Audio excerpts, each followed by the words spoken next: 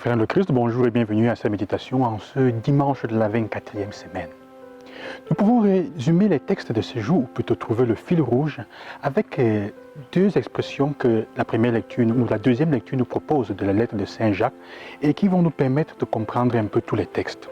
Saint Jacques dit en effet, bien aimé, la jalousie et les rivalités mènent au désordre et à toutes sortes d'actions malfaisantes. Et il ajoute un peu plus bas, d'où viennent les guerres? D'où viennent les conflits entre vous? N'est-ce pas justement de tous ces désirs qui mènent leur combat en vous-même?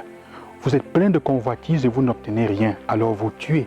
Vous êtes jaloux et vous n'arrivez pas à vos fins, alors vous entrez en conflit et vous faites la guerre. Ça, c'est une chose importante et intéressante. Alors la première lecture nous fait comprendre en effet, déjà dans le même sillage, parce que le texte nous dit, celui qui... Bon, disons, l'impie n'a pas le cœur tranquille. Qu'est-ce qu'il dit? Il dit, abattons celui qui est en train de vivre bien. Poussons, bousculons-le, faisons-lui du mal. Pourquoi est-ce qu'ils arrivent à cela justement? Parce que celui-là les dérange. Quand un bandit voit quelqu'un qui est honnête, il ne peut pas le supporter. Quand quelqu'un qui est violent se rencontre avec quelqu'un qui est conciliant, quelqu'un qui cherche la paix et qui la douceur, alors ça l'énerve, il n'est pas tranquille. Alors vous comprenez donc que c'est à cause des sentiments du cœur, c'est parce que la présence dérange et met en difficulté la conscience de ces personnes. Donc Jésus arrive donc à cette dimension, mais au fond qu'est-ce qu'il y a? Qu'est-ce qu'il y a au fond? Il dit, il y a la convoitise, il y a les jalousies. Aujourd'hui nous vivons un temps où beaucoup de gens qui reviennent d'Europe ou qui ont émergé ont peur de leurs amis d'antan. Parce qu'on a assisté à beaucoup de personnes qui sont mortes empoisonnées ou à qui on a fait du mal par jalousie. Alors que parfois, ce sont ces personnes qui vont aider. Pourquoi? Parce qu'on cherche le pouvoir, parce qu'on cherche le prestige. Et à la fin, quand tu as même tué et fait du mal à la personne, ça ne te rend pas meilleur, ça ne te donne pas les problèmes, ça n'arrange pas ta conscience. Tu te sens même pire qu'avant, de certains points de vue. Alors, Jésus met les disciples en garde contre cette attitude. Et pour le faire, qu'est-ce qu'il dit? Parce qu'eux, ils sont en route en train de discuter. Et eux demandent, vous discutez de quoi? Ils se cachent, ils ont peur de le dire.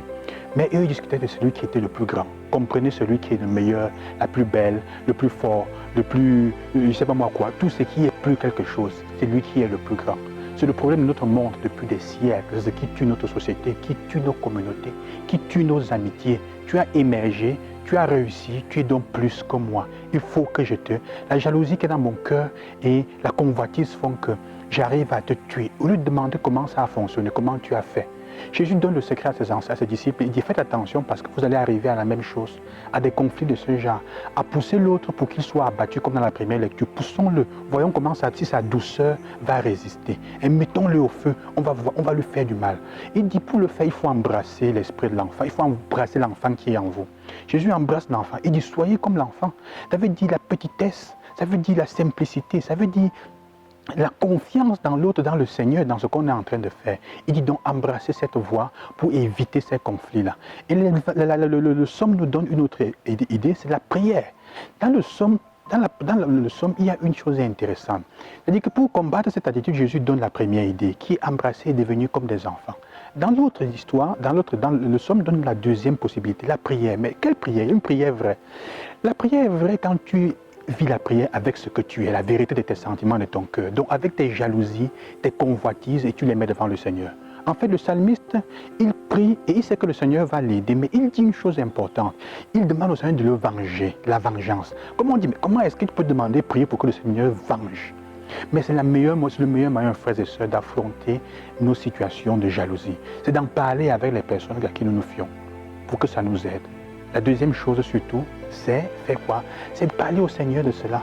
Parce que vous vous souvenez que David, pour ne pas tuer Saül, qu'est-ce qu'il fait?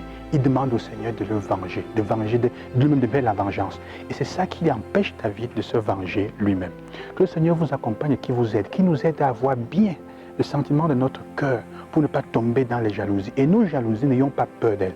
Le Seigneur n'a pas peur. Portons-les les jalousies, nos convoitises, et mettons-les entre ses mains, parce que c'est l'unique moyen que nous avons de nous sauver, de devenir des meurtriers. Que le Seigneur vous accompagne et qui vous protège en cette semaine, et qui vous donne la grâce, de la douceur et de la confiance. Bonne journée et bon dimanche.